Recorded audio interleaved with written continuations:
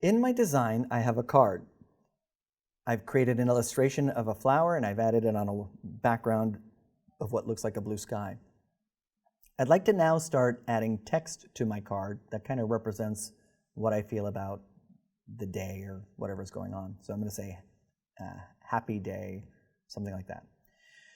To add text, we use the type tool. Now there are two type tools that are available inside of Illustrator. One type tool lets you just write normal type. Another type tool lets you write type on a path, and we're going to see examples of both. Let's begin.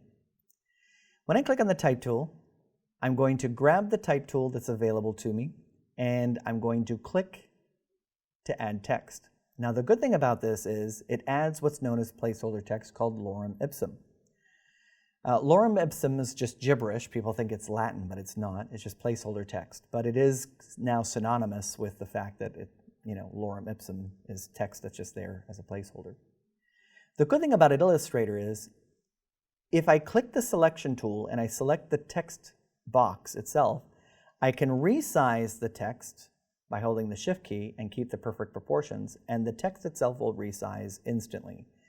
So unlike other applications, resizing the box here also resizes the text without too much effort. Now I held the Shift key because if I didn't, I would make the text look funny. I don't want to do that. I want to constrain the proportions. So holding Shift key always constrains proportions.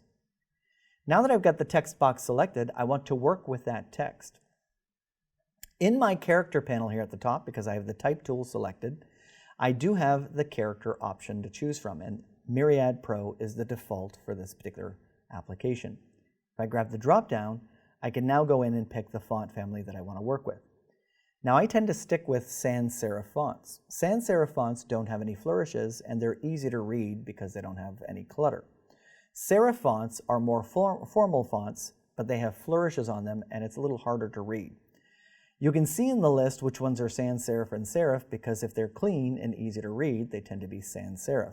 For example here, I've got this Poppins Thin, which is very clean and easy to read, but the Poor Richard above it is poor because you can hardly read it. It's got the same lorem ipsum text, but there's so many flourishes that the text looks busy and it looks smooshed together. So law offices and government agencies will use serif fonts. They use Times New Roman a lot, and that's a serif font. I'm going to do something fun here. I'm going to find a nice, fun font, and here we've got Snap ITC, which is a lot of fun. And I'm going to type in a happy day because for me flowers represent a happy day, and it just so happens that I'm in a location that is snowing today. So we are going to work with this happy day.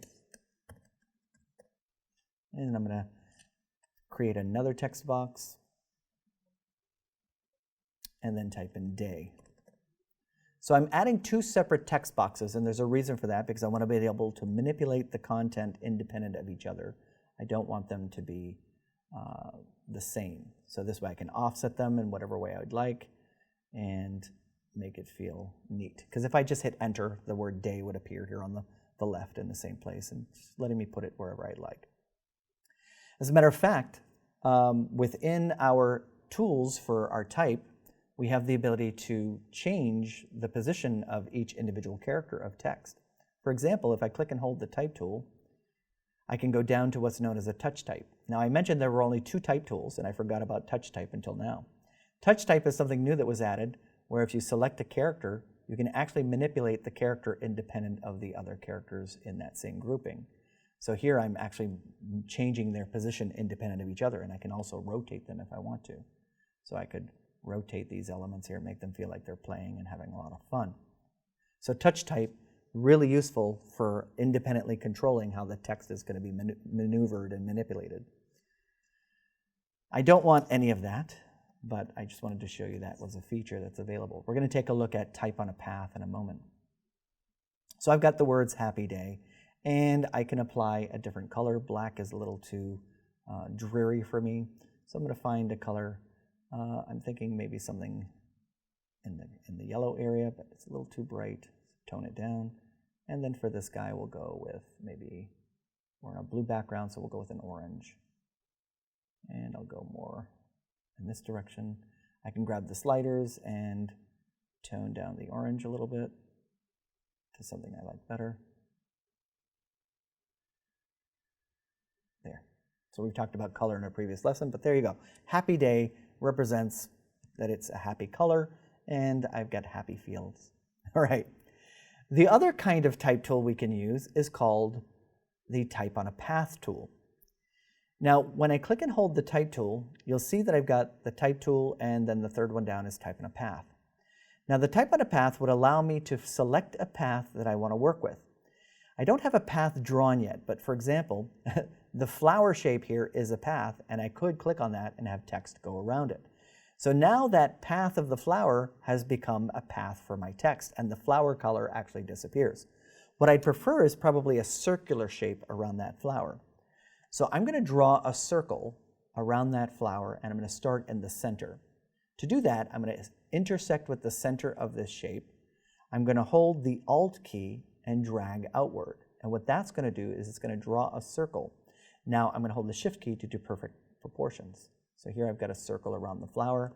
And what this is going to do when I use that Type on a Path, it's going to place the text around it, but the circle's fill is going to disappear, so I'll see the flower behind it, and it's going to look like I'm writing text above the flower.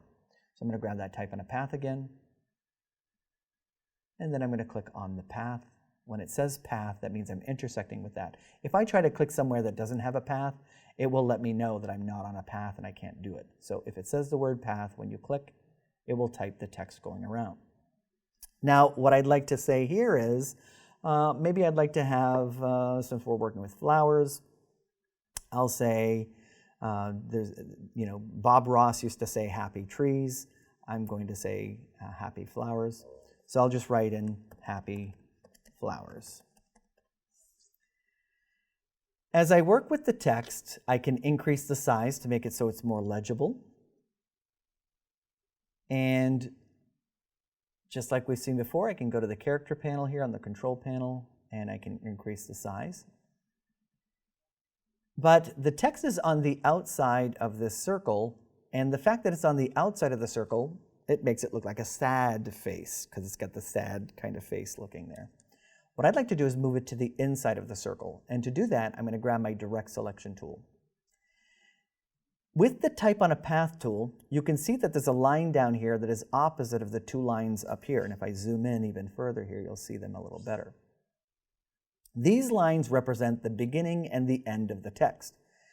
This one, closest to the letter H, is where the text starts. So if I click and drag that, I'm going to move that starting position. The second line over here represents where the text ends. Now the text doesn't even touch this, so I can move this wherever I would like. I'll put it down here, so I can actually move this text a little further along this path, and I can really make it say that it's happy flowers. And then you can see when I zoom out exactly what I'm talking about. It looks more like a sad face than a happy face, right? So I'm going to move that inside of the circle. Now that I've got my start and my end points here that I've separated a little bit, opposite of that, if I go directly opposite, is another line. And this is the line to move the text either to the outside of the shape or to the inside. I'm going to click on this and drag it inward. And now I can reposition this so it looks like happy flowers is on the inside, and it's more of a smiley face. So now I have happy flowers on the inside with a smiley face, and we're going to change the color of these elements, something that is happy, and we'll go from there. But now I have happy flowers. I think I'd like to move it down just a hair. I'm going to use a shortcut that is a Control down arrow. If I do down arrow, I will move this down 1 pixel at a time.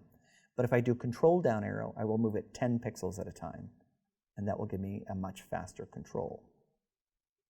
Okay, so there we are. So now I've got happy flowers below the flower shape, and if I click away from all of this and I zoom out with Control 0, you can now see happy flowers is at the bottom of that flower, and it's on the shape of the circle. The happy day is separate individual text boxes that I can work with. The happy flowers is Type on a Path, and I have the touch type, which allows me to move the individual characters independent of the other characters within its text box.